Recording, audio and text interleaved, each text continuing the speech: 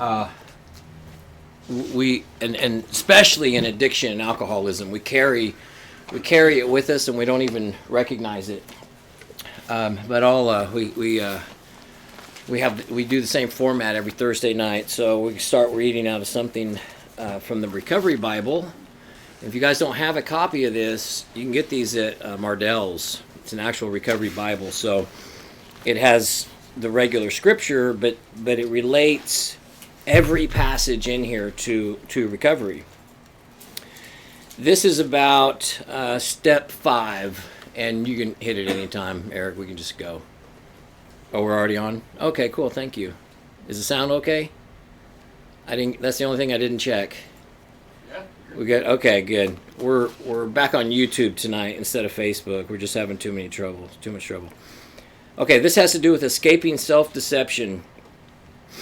Step 5, we admitted to God, to ourselves, and to another human being the exact nature of our wrongs. We may fool ourselves into believing that we can simply bury our wrongs and go on without ever having to admit them. In time, we all discover that those deeds we thought were buried once and for all were actually seeds. They grow and bear fruit. Eventually, we have to deal with a crop of consequences and face the fact that self-deception doesn't work to our advantage. You will always harvest what you plant. Those who live only to satisfy their own sinful nature will harvest decay and death from that sinful nature. But those who live to please the Spirit will harvest everlasting life from the Spirit. That's from Galatians. If we claim we have no sin, we are only fooling ourselves and not living in the truth. But if we confess our sins to God, He is faithful and just to forgive us our sins and to cleanse us from all wickedness. Step 5 says goodbye to self-deception and hello to forgiveness and cleansing. We should note that there is cleansing from every wrong, not from wrongdoing in a general sense. Admitting the exact nature of our wrongs includes giving our accounts in exact and specific terms. It is only when we get specific that we will no longer be able to fool ourselves about the nature of our wrongs. Since we cannot ignore God and get away with it anyway, we might as well come clean and be forgiven. Yeah, we might as well. What the heck? Might as well try to get sober. Okay, that's interesting. All right. When you think about trauma, well, let me pose the question. What do you think when you hear that word trauma? It applies to somebody else, right? I don't have trauma. Oh, no, I'm good. I don't have trauma. That's when you're in a car wreck and spent weeks in the hospital. Or something really dramatic, yeah. Or especially like PTSD, we think of like returning war veterans, coming back from Vietnam or, the Gulf or whatever. But the definition, the description, all that's required to have a traumatic experience is simply to have a deeply disturbing or distressing experience, or having an experience that left you overwhelming fear you could do nothing about. And that's what we're going to get into. What do you think when you hear the word fear? We think of horror movies or something, frightening, but we're going to break down those fears because that's where our trauma lies. And just like we were just reading, the more specific that we get with what our basic fears are, then we can begin to change. But until we get specific, that's why, and we're going to talk about this, we all carry a lifetime of pain. Having particular events is not what we carry with us. What we carry with us is our perception of what that event meant. Okay, and that'll make more sense as we get into it. Hence, post-traumatic stress disorder. Okay, and so this is why you can have two people experience the same car wreck or the same experience, And one person is, oh man, that was a close call. Whew, man, that's, no big deal. Sure glad it's over. But then the other person is traumatized, won't get in a car for 6 months, never wants to drive again, won't take their walks around the block anymore. It just becomes this horrifying experience. It's not about the event, and I know that some of you have probably had some very horrific, say maybe abusive type experiences. Even in that, I'm not minimizing the experience, but the pain that we carry with us is in our perception of it, right? Physical wounds heal, emotional wounds stay with us. And so we spend our lifetime trying to deal with it, trying to cope with it, but in wrong ways, and that's why we're still stuck with it. And so that's what this whole topic is about. I'm going to run, there's a whole bunch of stuff on the board. I'm sorry, I was trying to squeeze a bunch of stuff in, but I'm going to explain it. And it'll make sense as we go along. And as we go through this, feel free to talk about anything that you can relate to. Here's the impact of trauma. And of course, this is not an all-inclusive list, but it's up to you to explore this, and it'll certainly make sense. It does fit, but few people understand trauma. Few people understand how to deal with trauma. We don't know what to do with it. So we tend to stuff it. We tend to deny it. We tend to pretend that it doesn't exist. We tend to believe that, well, we'll just get over it. Now think about this for a minute. Emotional pain, like so many other things, is stored in our memory. Okay, so you may even have had experiences where, we were talking about this recently. I forget who all was in the group, but one of the primary reasons that we have so much emotional pain that we don't know what to do with is because something we can pick up along the way, like throughout life, is that it's not okay to have that feeling. So, and I'll give you kind of some simple examples, and you guys can relate it as it applies. Maybe having an experience when you were younger, and you reached out, or you said, oh, my knee hurts, or whatever it was, and then someone, maybe a peer, maybe a coach, maybe a teacher, someone close to you said, oh, that doesn't hurt. And that's kind of a simple example, but think about what's happening in that dynamic. So at a young age, and then throughout adolescence, and then later adolescence into teenage and younger adult, the message that gets stored in the memory is, or certainly one of them is, whatever you're feeling, you're not supposed to be feeling. And so we learn how to deny what we're feeling. And so we reach adulthood, and we got two gears, right? We got depression and isolation, or we've got fear and anger. But both of those are conditions. Neither one of those is an emotion, right? Mad is an emotion. Sad is an emotion. Depression and anger are conditions. But this is the type of stuff that we develop to stay in survival mode. And so we drink and we use and we run away and we become gambleaholics, sexaholic, whatever it is, workaholics, whatever the compulsion is, trying to make it all go away. I didn't put these in any kind of order, but if any of these deserves the number one ranking, it would be the stuff it, right? We've become masters of just stuffing it. Not that big a deal. I just need to get over it. We'll compare how we respond to life experiences to how other people respond to life experiences. And, I don't think I'm supposed to be upset about this. And we've become masters of denying what we're actually feeling. Now, just let that sink in for a minute. So it's no wonder when we arrive at early recovery and people start asking us about what we're feeling, we don't really have a clue how to answer that, right? We say things like, oh, I'm fine. Well, no, the question is How are you feeling? Oh, good. What does that even mean? Oh, I'm fine today. It's all a lie. It's all denial. We've developed a manner of living to protect our emotions. And we don't have a clue what they look like. And yet, we continue to re-experience trauma, right? PTSD. So we stay in this very dysfunctional cycle. PTSD, react feelings, and nothing ever changes. And so that's why we can go through short periods of success, right? We can all muster it together and do really good for a few months, a few weeks, even a few years. But we always repeat the cycle because we never changed anything.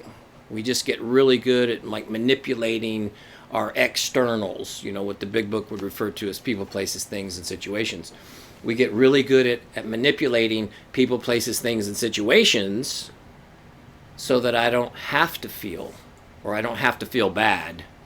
And it always comes back around. We cannot achieve a lasting recovery unless we're willing to heal. It's all driven by pain. All driven by pain. Two types of trauma. Simple and complex. Simple trauma is just one experience. I remember when I was 8 and I saw my best friend get run over by a bus.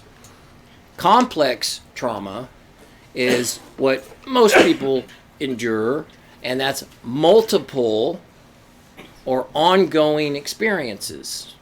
Okay, so think in terms of your own life, your points of pain, and there tends to be a lot of pattern to it, whether it was, could be abuse, could be physical abuse, could be any kind of abuse, it could be inadequacy. A lot of us suffer from this deep sense of inadequacy. I'm not good enough. Right? And so we can re-traumatize ourselves in that process. We judge ourselves harshly. That is a traumatic experience. So don't reject the idea that we all have pain because you never saw your best friend get run over by a bus, you never got abused, everything pretty much worked out.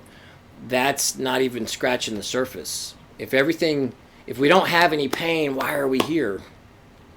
This isn't where people that have no pain end up. This is where hurting people end up. I don't mean specifically like, Justin's Lighthouse, but, at this place in our life. We're carrying a suitcases full. And we don't know what to do with it. So we pass it off and we go, here, I don't have it. Here, you take this. And that's what anger is about. That's what bitterness is about. That's what resentment is about. Okay, I'm going to try to make this as simple as possible because these three basic fears is where everything lies. Okay, so if trauma comes about from having an experience that leaves us overwhelming fear we could do nothing about. In fact, we even kind of touched on this when the girls were over here a couple weeks ago, I think. Well, now we're going to really get into it. What kind of fear are we talking about? It can be a material thing. It can be some sort of material experience or a practical experience. But we tend to move past that. It's like, I didn't get that job promotion. Fear of not getting something that we want or need. What do we need? What are our basic needs? And I put a few on the board just to kind of give you an idea. We all need and want unconditional love. Belonging. I'll just read the whole list. Safety, security, material things, validation, approval, affection, attention, reward, loyalty, respect, honesty.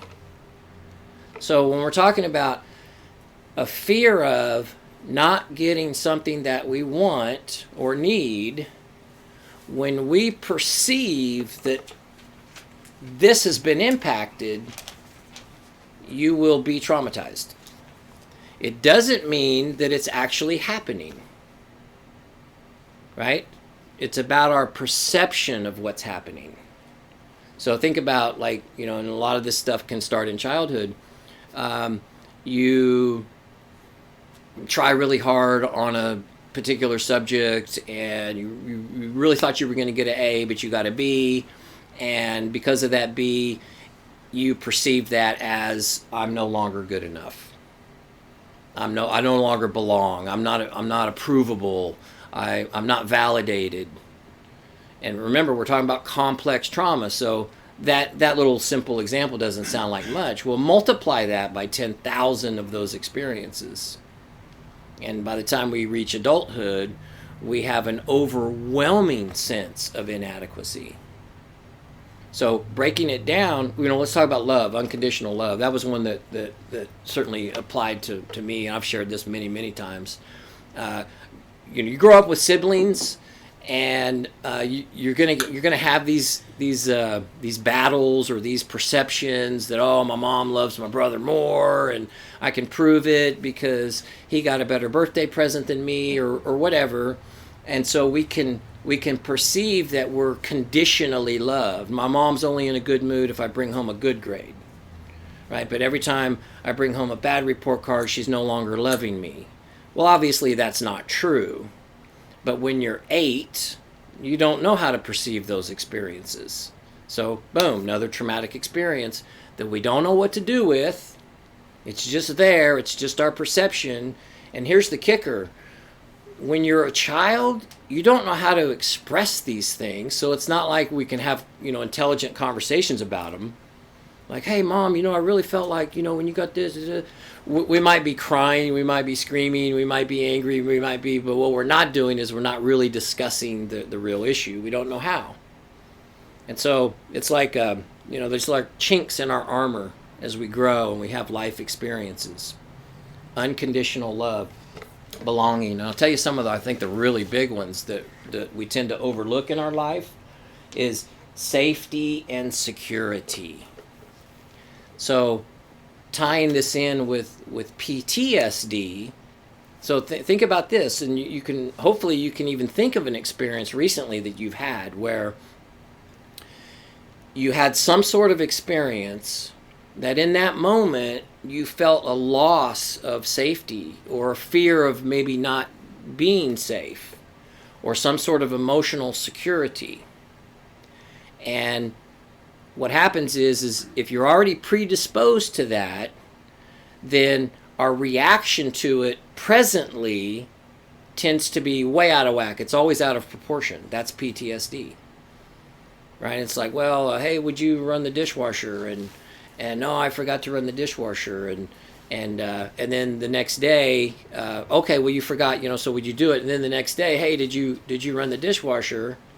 And all of a sudden you lose your mind. I'm so sick and tired of you talking to me about that dishwasher. It's not that important. When what's really happening is it's triggering something from the past where maybe you used to get in trouble, or you got, you got withheld food for 3 days because you forgot to unload or run the dishwasher or something. That's how PTSD works. So we're not really responding to what we're experiencing in that moment. We're reacting to a lifetime of whatever that pain is associated with. And I apologize, Eric, because I know I'm kind of moving around the board a little bit, and he's trying to keep up with me on the slide. Okay, so the second one, we're talking about these 3 basic fears. And here's another way to look at these 3 fears. These are also, and really think about this before you reject this, these are literally the only 3 things we ever get angry about. Not getting something that we want, losing something we thought we had, or getting caught for something that we did or said, which typically amounts to, like the third one, typically amounts to our humanness showing, being found out, right? And especially, in addiction and alcoholism, and, we are, well, it's not just that. I'll say in our overwhelming insecurities and inadequacies, we are scared to death that the world will see us the way we see us. Even though the people that love us around us are telling us, oh my gosh, man, you're so smart, you're so talented, you're so creative, you're so whatever, people love you. Blah, blah, blah. We don't see that. The sick person with trauma does not see that. And no amount of encouragement will move them into that space. And it's not humility. He's like, oh gosh, I know. No, that's not what's happening. It is an overwhelming sense of inadequacy, and the only way I can overcome inadequacy is I must prove to the world that I'm more than. Right? The opposite of less than is more than, and so we live in these huge extremes. I feel less than, so I must perform more than, and since we can't do that, we just isolate. We drink, we run, we use, we disappear, we are scared to death to be found out. The world will see us the way we see us. Okay, so let me go back to the second one because that's really important. I think this one may be the bigger impact. Second fear, losing something we thought we had. Okay, so just think about in your own relationships, in your own life experiences. Believing that you have unconditional love and then losing it. Believing that you have a belonging, you're a part of, say, a group or a work environment or some relationship, and then the fear of losing that. You may not even actually be losing it, you're just scared to death that you're going to lose it. Or security, belonging, loyalty, respect, honesty, approval, affection, validation, attention. That's where we get stuck. Not getting something we want or need, losing something we thought we had, or getting caught for something that we did or said. Having an embarrassing experience can be a traumatizing experience. Think about what's happening in that. When maybe you can remember the last time you felt embarrassed, your face turned red and you just want to run out of the room or whatever. Think about what's happening in that experience. You did or said something that maybe opened the door to a little window of you, and now you're horrified. Right? When it's not that big a deal, but to us, it can be everything. It's like, oh my God, I've been found out. Right? That's why we have those kind of reactions. If you haven't been embarrassed, if you haven't felt embarrassed in a really long time, that's actually a really good indicator that you're living in your identity. You're comfortable with who you are. You're okay when your humanness shows, right? You're okay when you make a mistake or you do something stupid and you can rebound, and it's, because you're not using your persona to convince anybody else that you are something other than what you actually are. And then now we're kind of getting into identity stuff, but it all is tied together. The addiction process, and this is family group, and we got family members watching. We'll tie this in. Everybody's affected in the addiction process. We are, our families are, our friends are, all of our loved ones. But as a group, we tend to deal with it with certain traits, and one of them is to minimize it. Remember, we don't know how to handle it. We don't know what to do. Everybody's hurting. Everybody's upset, disappointed, discouraged, frustrated, anxious, unsure, unsafe, insecure. All this stuff is happening with our family, our friends, and the alcoholic. And so it's easy to just kind of minimize the chaos of it. Well, maybe it's not that bad. Maybe if this, and oh man, maybe if we can just get back to work and if we just get the car fixed, and what we're doing is we're focusing on external things, right? And of course, we've talked about that ad nauseum. If we can just get the car back, the house back, some new clothes, the girl back, whatever it is, just get all my external things back together, then I'll be okay. Or then, the alcoholic addict will be okay. Even though, when you look back over our past, that's what we've done every single time. Every single time. And then we get success for just a little period of time, and then we always crash and burn. Because we never really addressed what's happening, because nobody knows how. Right? We don't know what to do with it, so we minimize it, we cover it up, we all walk around with our own resentments or bitterness or discouragement or fears. Families and friends and peers can try to solve all the external problems, but we never know how to address the internal problems. That's not a failure. That's not a breakdown.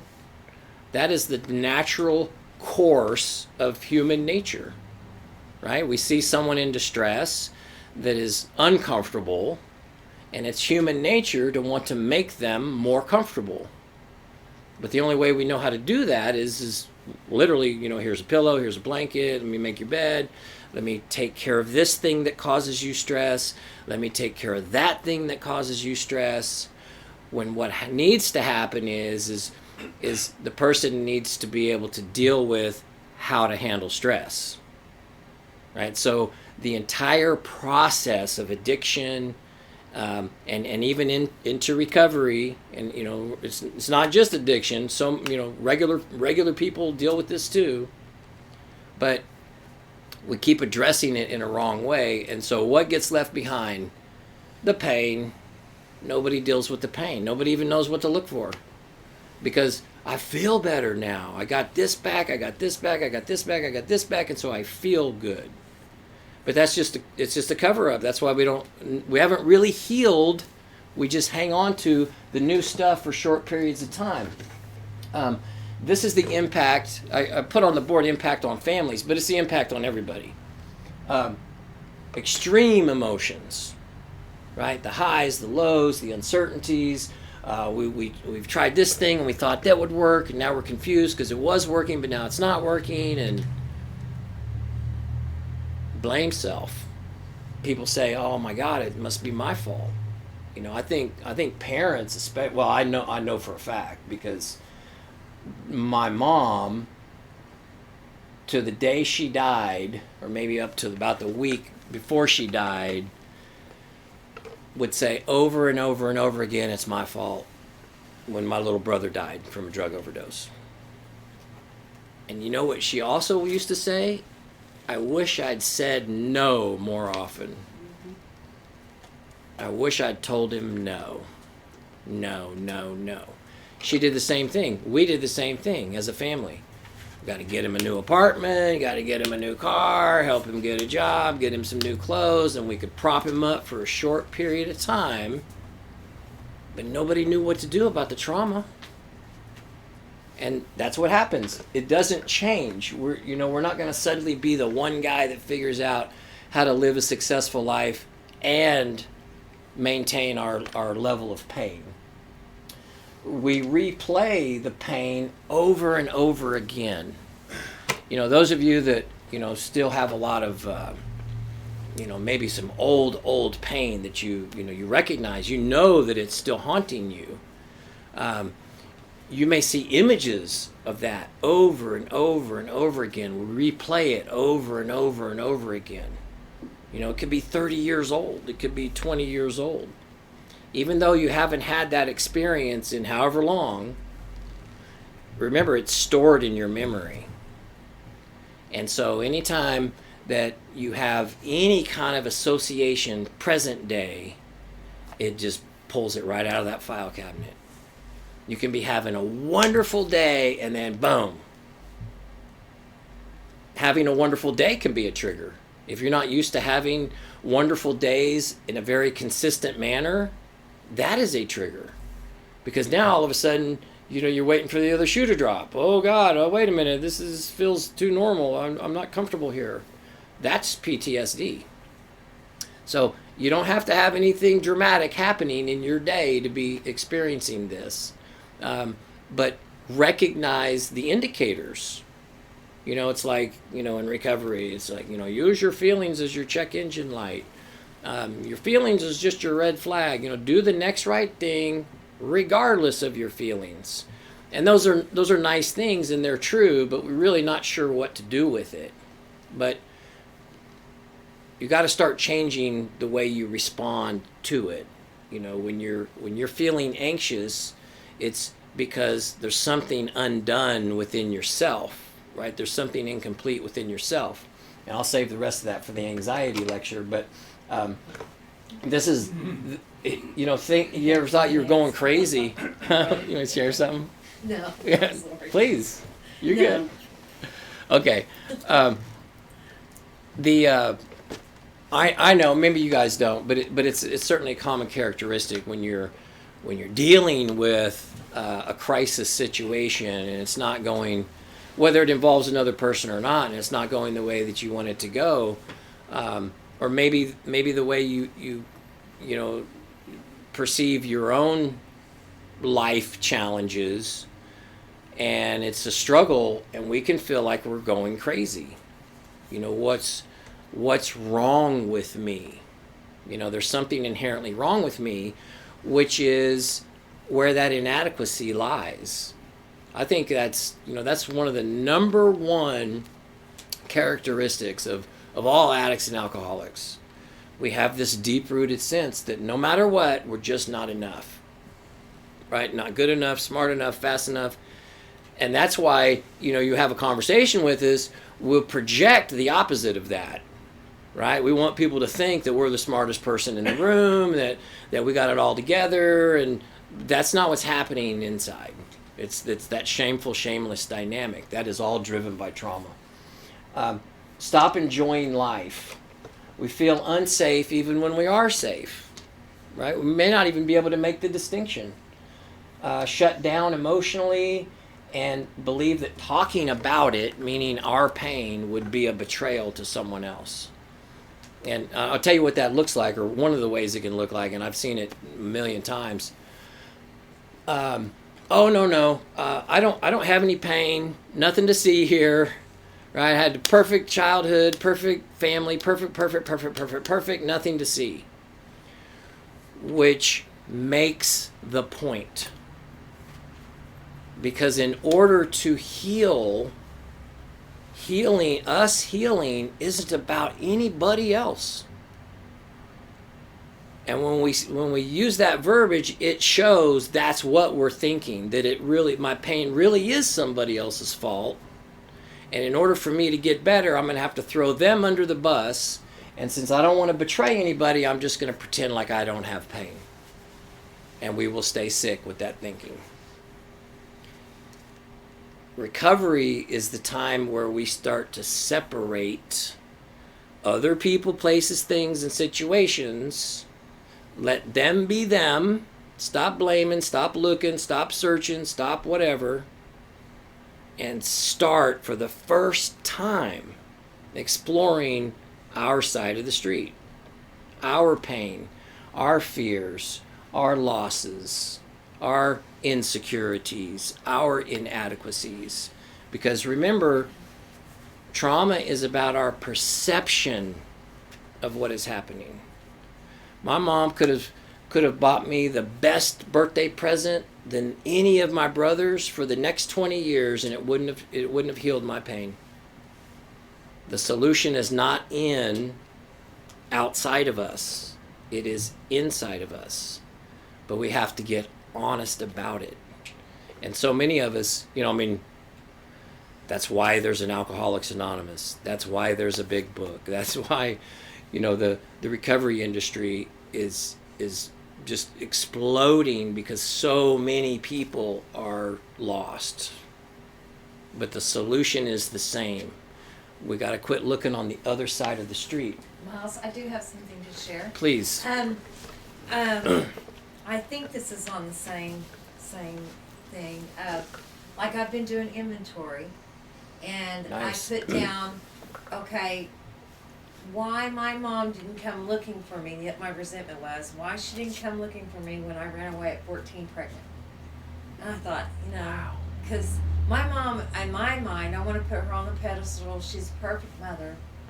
Yet there's so many areas I have questions like, but I don't want to betray her. Yeah. But I put it out there, and my perception, I realized all of a sudden it just came clear as a bell. It was so clear. I played her role. There was other questions why Mom never left and stayed on, my dad, because he's abusive. But Dad's my hero. It's another story. However, I left for her. I discovered that. I don't know if that makes sense Wow. to you, but I played her role. She didn't come looking for it because I escaped for her. And I can let her off the hook and get healing myself. Sometimes it's just letting them off the hook because sometimes our perception is totally wrong. Well, yeah. But yet she should have Exactly. come looking, but yet... It would have been nice okay. if Mom had come looking, and as a mother, maybe that's something that you would do. How did you perceive that then? Why wasn't she coming looking for you? Because I wasn't important, or I was one. I don't know. You weren't she worth never it. did come looking for me. You didn't have any value. You weren't trauma worth was it. happening. Yeah. And I will still wonder about that. There's a lot more to go through. Well, that's a great example. Of a very painful experience. So what's, we can use this to kind of scoot on over to the solution part of this. So what was actually happening? What was actually happening is, and you can fill in the blanks, okay, you're a 14-year-old and now pregnant. Okay, so there's obviously... Told her there's what already was stuff gonna going happen. on up She to that. said, you're going to have an abortion in the morning, and I ran away that night. It's like she gave me permission. I'm thinking now, because why would she tell me that and then let me go to bed and not watch and worry about what's going to happen? So Because I first said, you can't say that because you're a Church of Christ. Religion came into it and everything. You don't believe in abortion, And because I told her, straight up, you better sit down. She said, you better sit down. I'm a child. And I thought I was grown. yeah, And yeah. So at because 14, my parents had rules, you know what I mean? It was, the boundaries weren't clear, but I knew if I violate that boundary without being told, you're gonna get your ass whooped. but you weren't always It's sure like- what those boundaries were. No. I learned in prison what boundaries were. So You like behavior. at 14, you made a decision to protect your child, Yes. and you got all this other junk. Mom didn't come But I after came you back for and I whatever abandoned her reason. with her then. You did. Yeah. Because No, Mandy's going through the because you were 14 years old. Can you not it's not about letting people off the hook, but are you forgivable? Me? Is it okay that you've made a whole bunch of mistakes? Yeah. It is. I'm loved. I know that. And I'm learning to love myself. Yeah. I don't know how to take it because I'm losing my sense of humor or something. I'm really strict with people, and I'm going through some stuff. Yeah. But my age, it's awesome. It's different to think different, So yeah, healing's going. There's a lot of trauma, a lot. Y'all saw the car wreck 30 years ago. I had the car wreck. I had the life that was lost there. Yeah. I had the other guy live, But no matter what you do, you want to do restitution. You want to get their approval, But sometimes that approval doesn't come. But it's okay. It's like the steps. We still got to take them. So your daughter's not doing so good now. She's going to California the 1st to the rehab. And is that something The you oldest beat one, yourself 11. up? Huh? You beat yourself up about that? They have. They beat me up. My leg's been broken. Oh, literally. My family, not my kids, but my child. She was there and seen it. It didn't help. And yeah, literally. Wow. At every holiday, it seems like I was attacked somehow. I don't tell anybody that.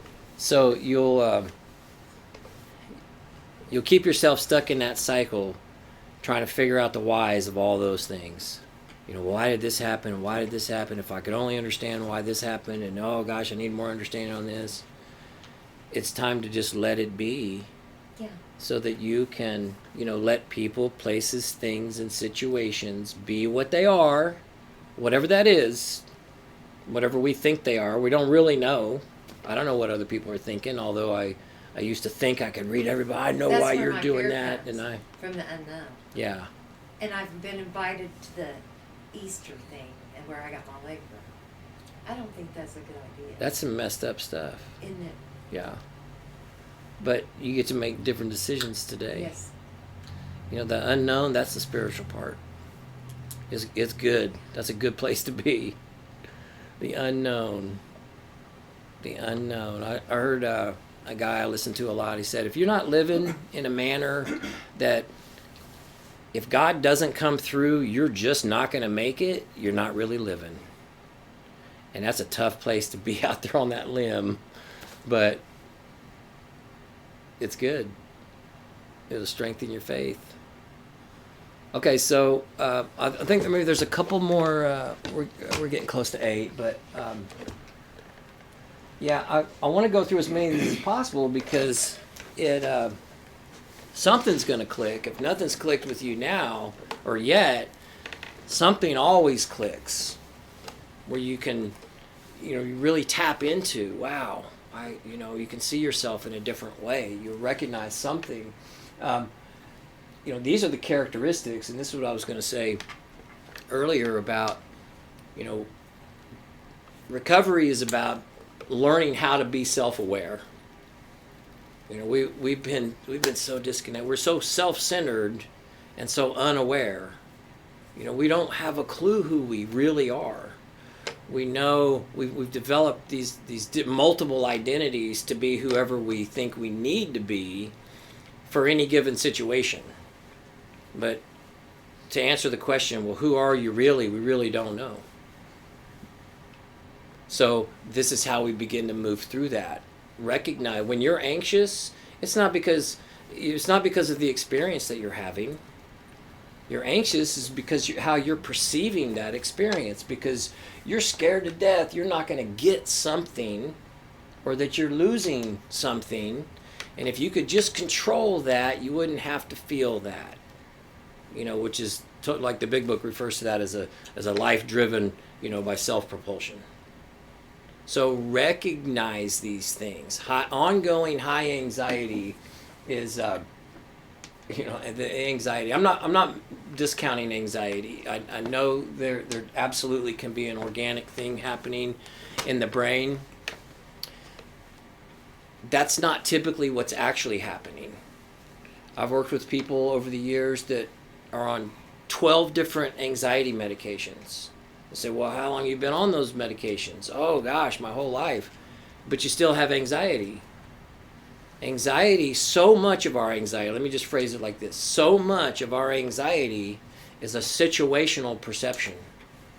We're not really losing control of something, but when you're filled with anxiety, inadequacies and insecurities and all these impulsivities and all this pain, and so we need instant gratification all the time because it gives us a sense of control, which is the delusion, but that's what we're after.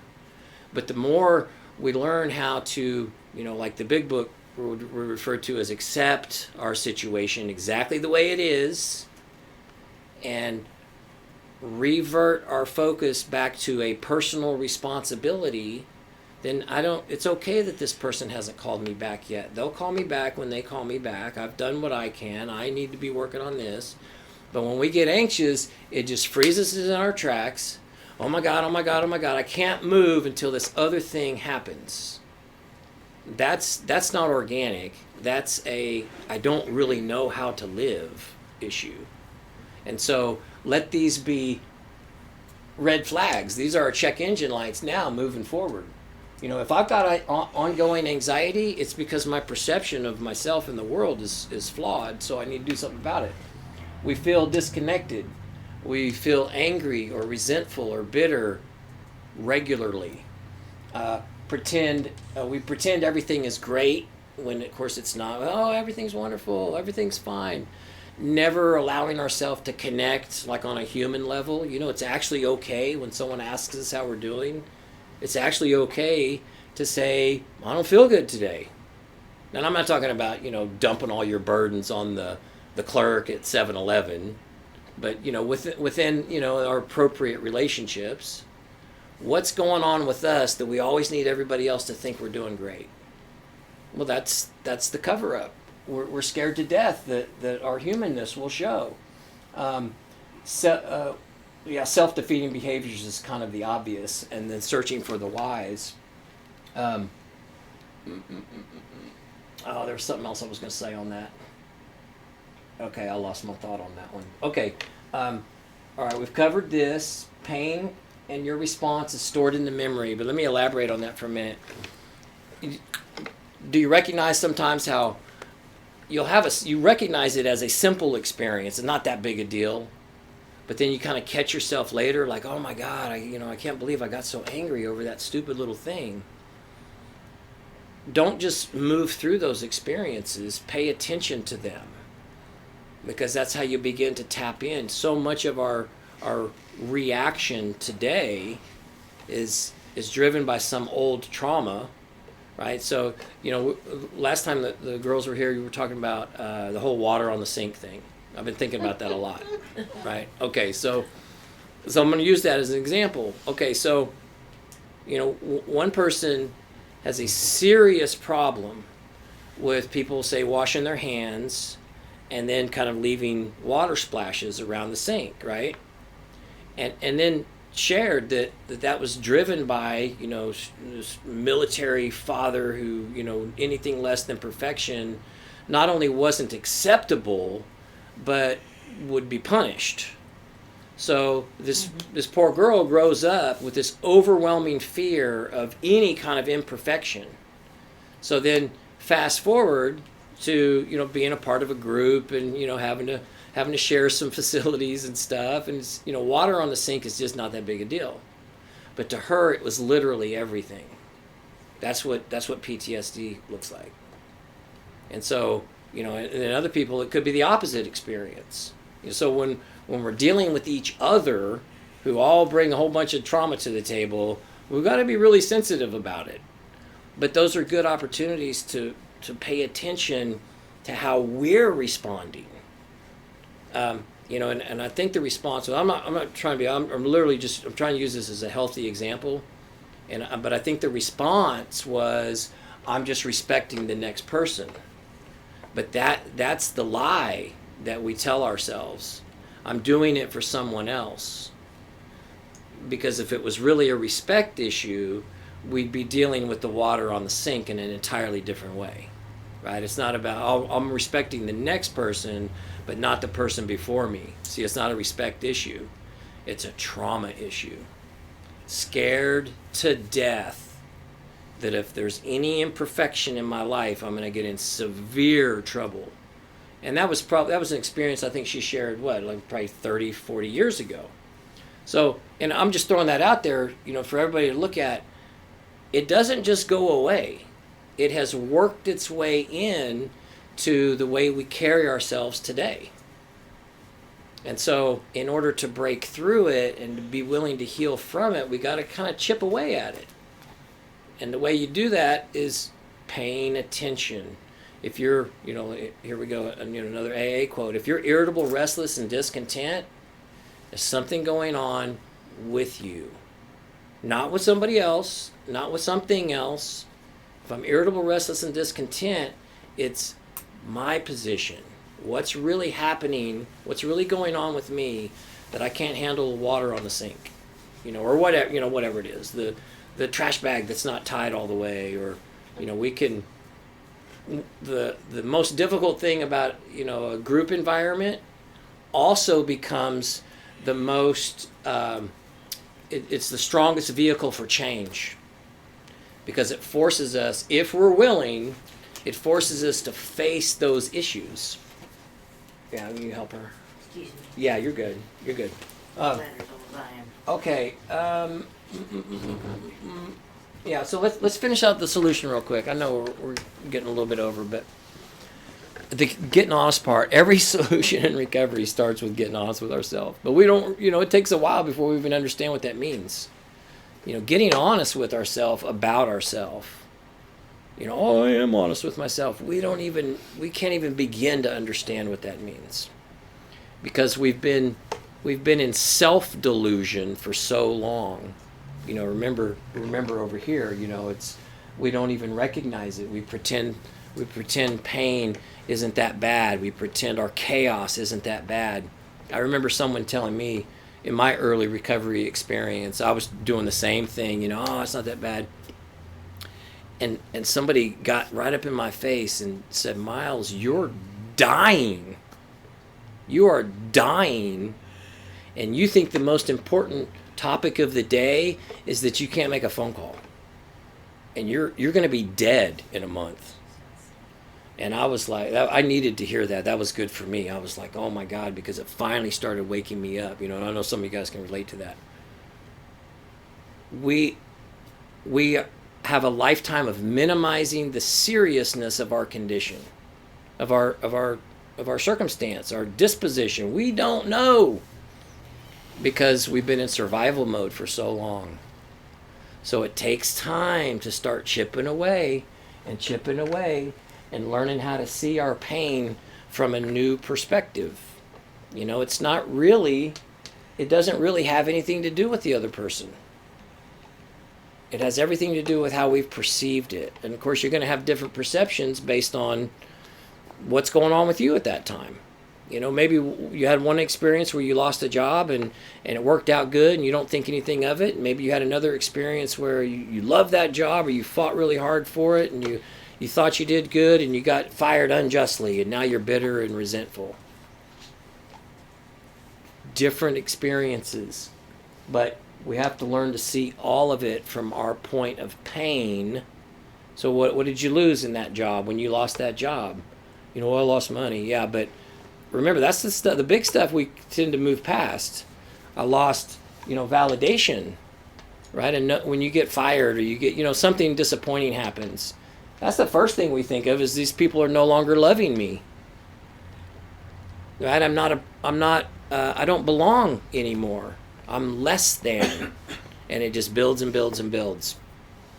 I already talked about the separation. This whole why thing is so important.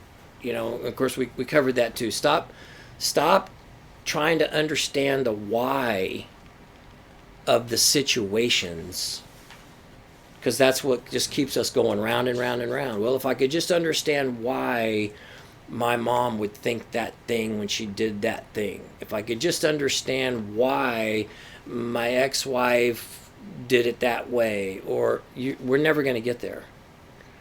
That keeps us in this cycle of illusion, right? There's nothing wrong with me, but if I could just figure out what's wrong with you, then I'll be okay and we'll never make it. Am I losing you? No, I was just. What are you thinking? I don't want to spoil the surprise if you're planning on saying something. But No, go for it. tell him why you got your brother always got a better present than you. Okay, You tell him from the kid's point of view. Yeah.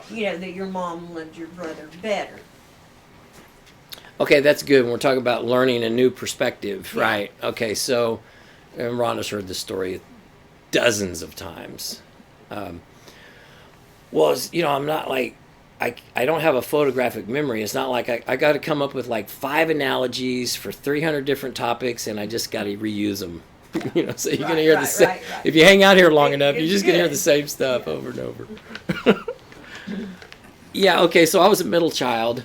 It was my younger brother who died at the age of 29. But like when we were kids, I always felt like a middle child. That was a label I put on myself. I remember being 10 and like using that terminology. I'm just the middle child.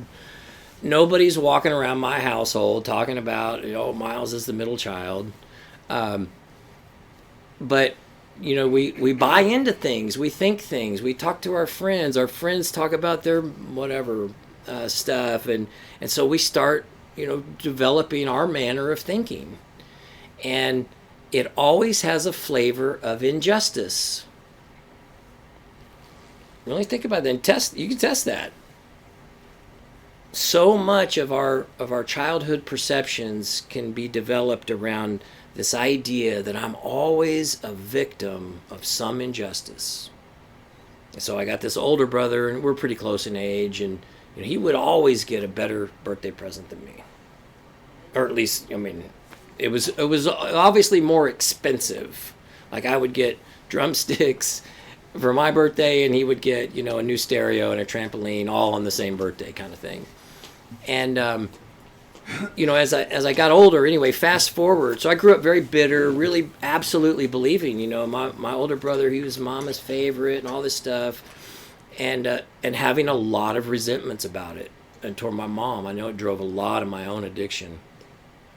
And but then fast forward to my own early recovery, and now I have to start looking at this and getting honest about myself, and learning how to see it in a new perspective. What I came to recognize was my birthday always fell right after Christmas, like 3 weeks after Christmas.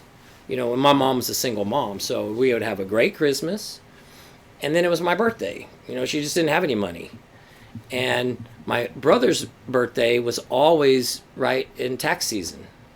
So she would have her tax refund, and she'd go get him something cool. And I remember one of my mentors asking me, well, how was your Christmas? Oh, Christmas was awesome. I got a new bicycle and walkie-talkies, and it's just a perception thing. Did I really believe my mom loved me conditionally? Yes, I did. Is that true? No. But what is truth? I'm just a child growing up, having life experiences, interpreting those experiences in unhealthy ways. And so as an adult, we have this overwhelming sense of inadequacy. There must be something wrong with me, because if there wasn't anything wrong with me, I would already be, whatever, at some certain level, and I would have already finished this, and I would have completed that, and we do it to ourselves. It doesn't, and that's why trying to figure out what's going on with the other person not only is not helpful, it's counterproductive. It keeps us completely off track from where the real situation lies.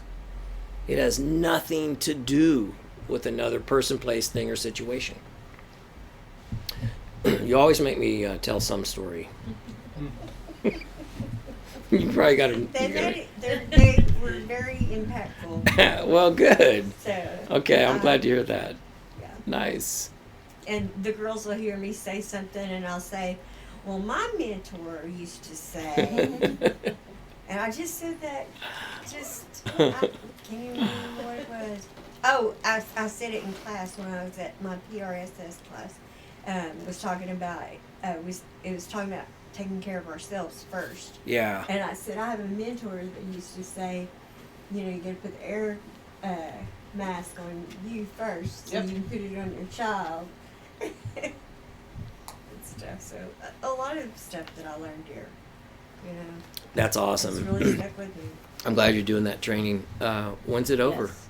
Oh, it's 16 weeks. Oh, that's right. They totally changed it. Yeah. But that's okay. Do you still have to do the oral also? At the end. Yeah, cool. What's required to be able to take that test? Take the course. Yeah, of course. You got to be in You just recovery. have to go and register and sign up. A high school diploma and lived experience. They didn't let me do any of that. Are you serious? Now, when I go at the end to do the stuff, maybe. But I went to Ocarta, and it's free, and yeah. Wow. And what all does this, what all does that certify you for? It's a course. peer support. Yeah. Well, go ahead. Certified peer recovery support specialist. And what that means is, something that the recovery communities figured out years ago, that people with lived addiction or mental health experience can have a much bigger impact on a patient than, you know, the MD who's never, whatever, smoked That's pot. like Stephen Furtick, you know. I don't know if y'all know him. He's amazing. But Yeah. one of his whole things is called a whole. I ordered it. Yeah. And he's amazing. He says, "Me too." Yeah. She's like, "We need validation. We need somebody to say." Like his little funny thing was, "You mean you ate a whole bag of Doritos all by yourself?" Me too. Yeah. You know what I'm saying? Yeah. It's like, you mean you yelled at your kids this morning before church on the way to church? Me too. Yeah. You know, that's amazing because we just need somebody to say, "Hey, you know what? I know you may have done this or that, but you're not the only one. I experienced the same thing, and this is how I got through that." You know, you Yeah. listen to somebody. You have, you know, it's like, I don't know. But the certification, like the PEZ, I forgot what It what, made it very easy. yeah, it's like, okay, maybe I'm not so bad. I'm not the Yeah. only one. You know what I mean? There's Yeah. other people that have the same experiences, Yeah. and they're not so bad. And look at them. They're members of society. You know, functioning members of society. They've healed, and so maybe I can too. So Absolutely. But Well, like at Landmark, they're the PEZ people, right? yeah. Okay, yeah, I get it. It's No, become You don't even have to be PRSS to be PES. Really? Well, I'm going to Ocarna. and It's, signing up. it's become such a significant role that insurance companies now Take a look what you're taking. recognize it as a billable position. So, like clinical centers they're hiring them right and left. You're basically the liaison between the patient and the Yeah, therapist. the PEDs, Yeah. personal. I don't forgot what it means. Yeah. What's the PEZ over there at Landmark? I don't know. You're not familiar with that? I Yeah. can't remember what it is, but they're Yeah. the people that are recovering addicts. Yeah. That have enough experience, whatever, been sober long enough to they facilitate the place. Like they're the ones. Yeah. It's like a CNA as opposed to an RN. Right. They had the hands on with us. you know, Absolutely. every day, all day. What about Lisa? What is her? She's a PEZ. Yeah.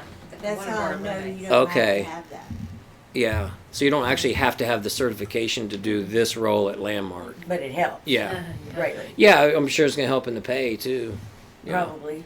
Yeah. I don't know But- about that, but I know it takes 16 weeks to do the certification. So are you gonna wait 16? Yeah, that's weeks wild. Yes, ma'am. Before you go to work? And are they Oh, still no. are they No. still Okay. Well, if you're verifying gonna like test, length of don't sobriety? Go. How? Landmark and get a job. Woo, woo, you know what I mean? 16 weeks as opposed to the rest of my life. It used to be 1 week. Oh, really? They just crammed 40 hours into 1 week. It was like my CNA. I was a 2-week course, crash course. To get Yeah, same licensed. kind of deal. But anyway, yeah, they teach you.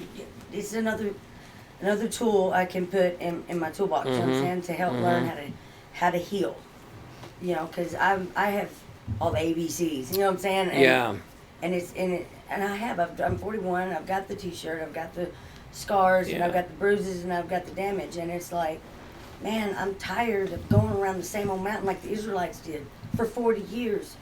I don't know how long it actually took to get there, but it took them 40 years. do I'm something 41. different. I'm ready. I'm sick of hurting, and there's a hurting world out there, you know. And I could be like, me too, you know. just remember that wanting it is not enough. No, We gotta learn the specifics and then practice that. yeah, And man, if all it took was motivation, we wouldn't even be here. yeah. And I have You so know, much anxiety. Nobody wants to be a drunk. Nobody No. wants. Oh, I just love it when I lose all my stuff. Yeah. We want to be better, but we have to be, obedient. We Yeah. have to learn how to live. Yeah. Just in a normal, everyday life. Being Yeah. able to get up in the morning, same time, every day, be grateful, in a good mood, because I choose to be, no matter what my situation is. Go in there, have my things put away and neat so I can find shit, and and then be ready on time every day, be responsible, dependable, and, it's like my life has been so chaotic. The simple things that people do every day is so hard for me. Mm-hmm. Because my mom, and I'm not kidding you, I was only child, and I was so spoiled. As a 7-year-old, my mother would roll me in bed to dress me for school. Mm.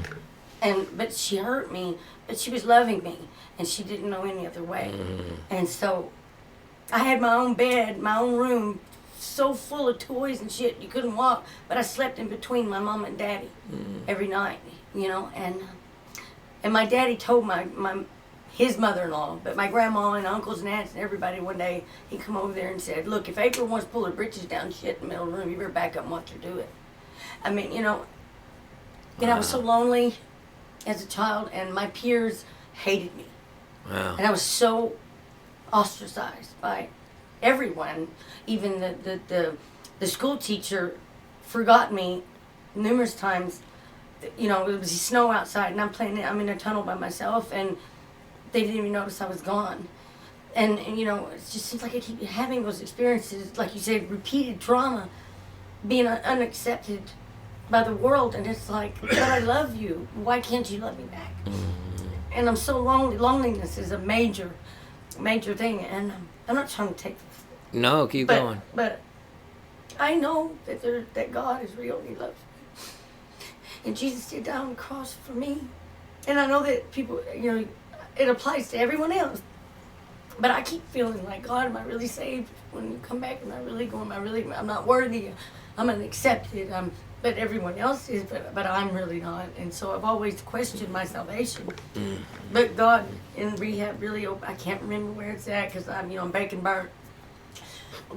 But I know it's in there, and I can't remember where. But I had an aha moment. It's like God showed me in His Word that I love you.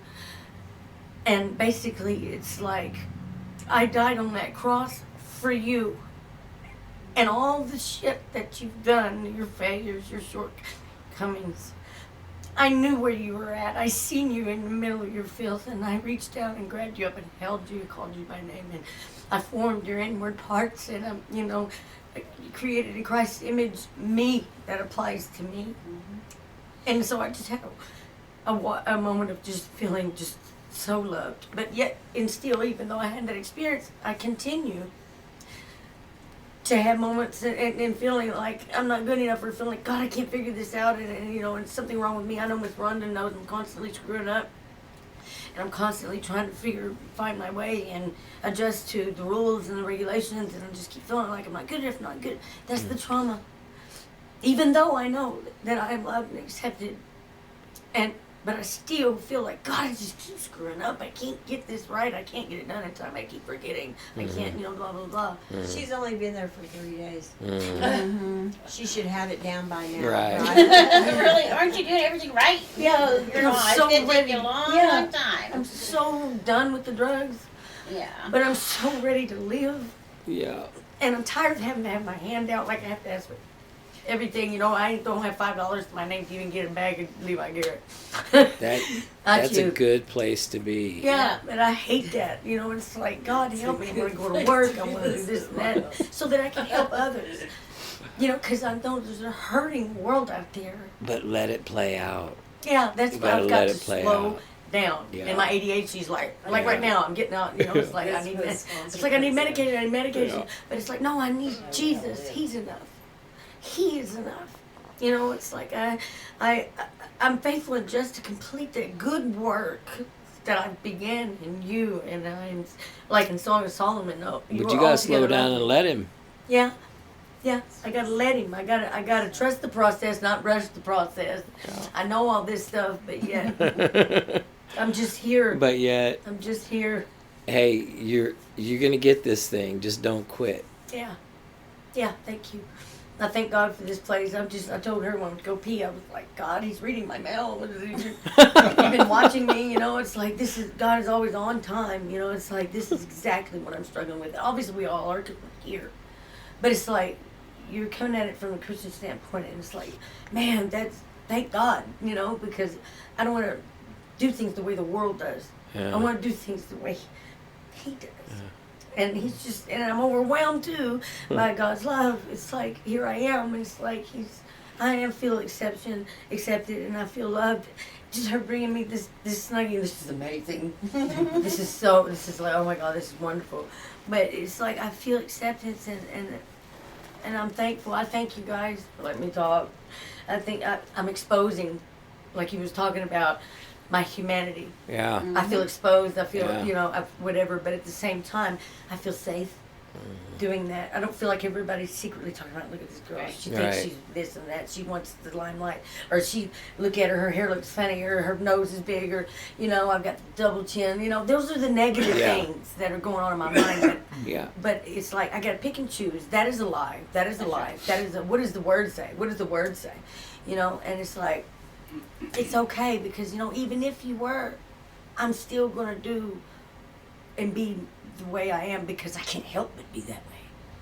You know what I'm saying? It's like, even God has such a drive in me to just, it's like, God, why do you make me so weird? Why do you make me so obnoxious and loud and passionate? I'm like, look at me. It's like, and I'm sober.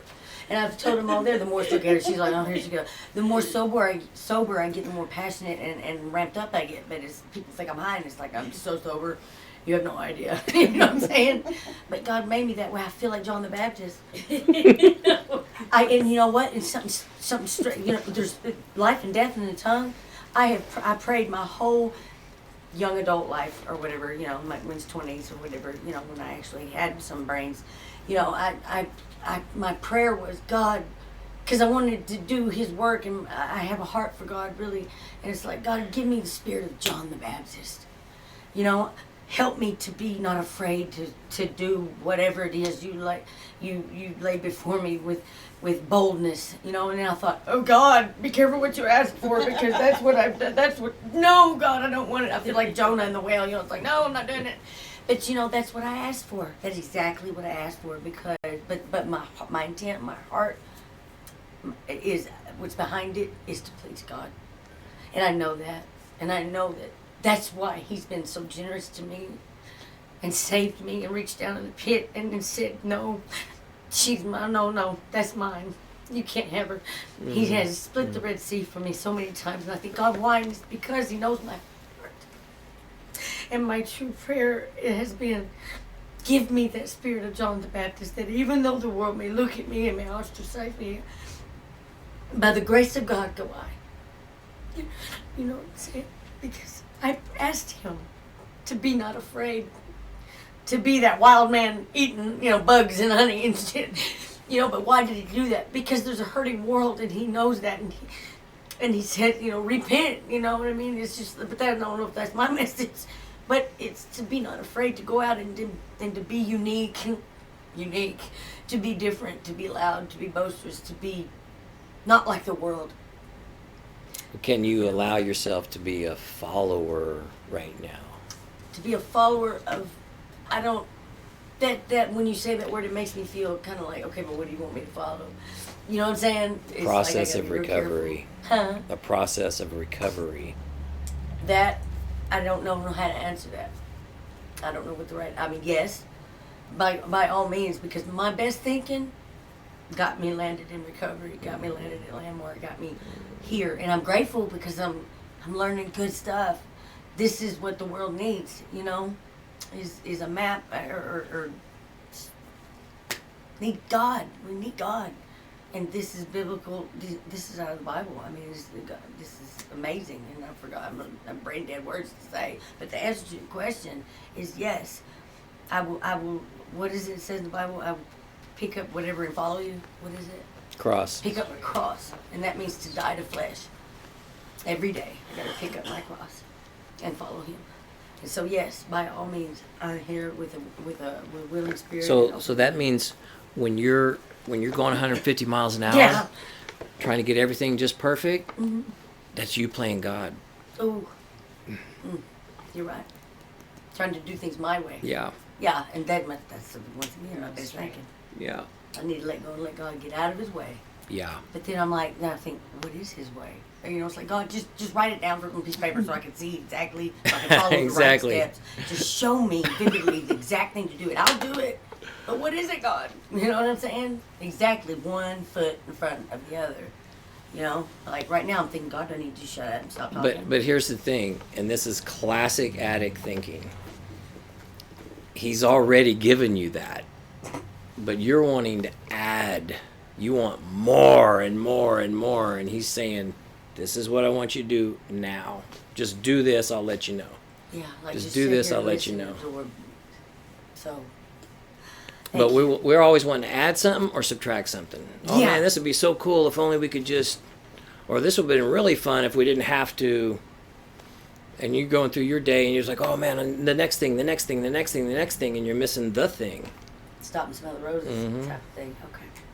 Yeah, if we made a list of all the goofy cliches just in life and in recovery, I mean, there's a bunch of them, but if we actually applied them, we'd have a whole different life. Yeah, that's it. They're corny and we grew up listening to them and all that stuff, but they're there for a reason.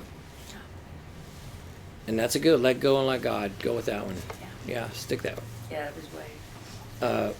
Well, I appreciate you sharing. You really did put yourself out there. That's Oh yeah, thank you. that's not easy to do. No, in, it's in early not. recovery. No, it's not. It's scary. It's really scary. Well, we wish you well. I'm assuming you clicked it off a long time ago.